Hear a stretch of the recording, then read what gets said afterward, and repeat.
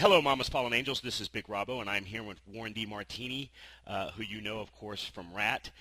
And you know the big news is that RATT has a new album dropping that we've got to wait all the way until March of next year. We're pretty upset about that, but we are glad that there's new RATT material coming out.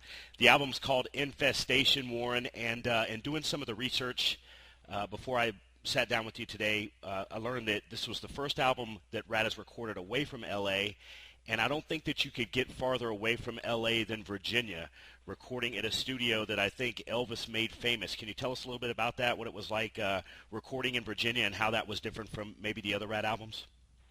Well, it was it's about an hour out north of Norfolk, so we fly completely coast to coast, and then jump in a car and drive for an hour and a half, and probably half of that hour and a half is on a two-lane road, that ends up right at the Chesapeake Bay. It was amazing experience, just to completely get away from everything and work that way. Right. And the band was actually in the studio together. This wasn't kind of the new modern thing, Warren, where you get a bunch of Pro Tools and things like that. This was the real deal. The guys kind of in the studio together, right? Oh yeah, from the onset of the project, the plan was to record everything live together. Right. I want to talk a little bit about. I sat down with one of my guitar buddies that's on the site, and he's a real big Charvel player, and he's a big Charvel player because of Warren D. Martini. Wanted to talk about that relationship a little bit, which has been one of the longest in metal and the most recognizable from our style of music. Do you still have a lot of the old axes? Do you get a lot of new stuff from them? And how has your live setup changed over the years with them, Warren? I still every Charvel from back in the day,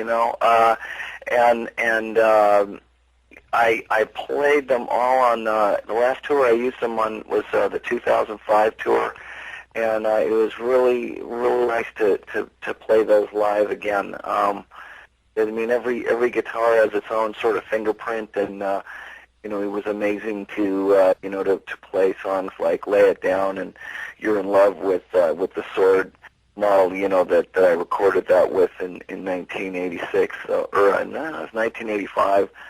So I mean, it's still got them and still enjoy them. Yeah. And has a lot changed in the way that you set up live for that? Is it the same way that you did it back in 1985, or with the technology, or are things markedly different? It really changed. I must say, I think they kind of broke the mold when they invented the 100-watt tube amplifier. It just never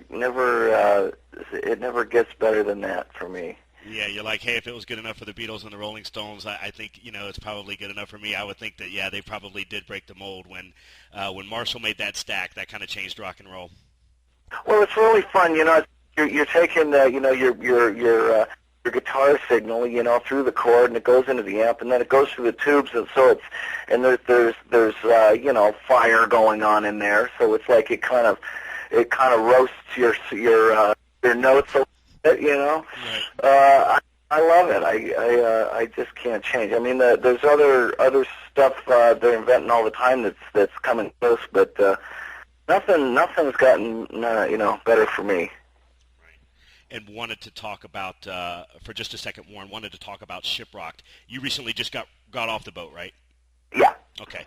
What's that like? I mean, I think that's a way that is going towards, as the people from our generation that grew up listening to RATT now have the money to afford like a family trip or take a family trip. That's something that's really coming into play. Is that something that you guys really like, getting on the boat and playing? Does that feel like a vacation to you, or how's that working out? I get a little stir crazy on those things. I don't know that I'm at the point in my life where I really enjoy just kind of something that mellow. But it was great fun to be with everyone and to do once in a while. I'm not in a real rush to repeat it, but I had a great time. It was a lot of camaraderie with the other groups, and it was just good to see everyone again, and it kind of had that sort of going on a trip together feeling, with the other groups, and with our fans. So it was a great experience. But I still like the things to move a little faster. Right, right. But it was it was just it was a really fun thing to do. We stopped in Jamaica, and we stopped in Georgetown, and it was I've never been there before, so that's always fun. It was an adventure. Yeah, yeah. RATT has gone through some of the lineup changes I think that every band has had to go through and endure, especially from our brand of hard rock and heavy metal, Warren. But one of the and I kind of, being a sports fan, I kind of attributed it to being like you pick up an all-star player. Talking about Carlos Carvazo, who was a big influence early on in Sunset Strip, just like RATT was in the formation of our metal. What's it like playing with him? And did you know him before he joined RATT? It's an event. It's an event, Robert. I mean, every show, I'll glance over from time to time and just kind of, it's kind of like, wow, that's Carlos Cavazo, and because it just really sounds great, and his style, brings so much to the music that we're doing. I didn't know him real well back in the day. They sort of hit much sooner than RATT did. At least back then, it seemed like a lot sooner than RATT did, probably about a year or two. So I did see him around, and I do remember he was always very nice to me, even though he didn't know who I was or whatever. You know what I mean? And that sort of stuck with me. You know what I mean? Over the years. Do you guys fight over solos on stage or in the studio, or do you get total veto power on him over that? Oh, of course. And he's I don't like that about him.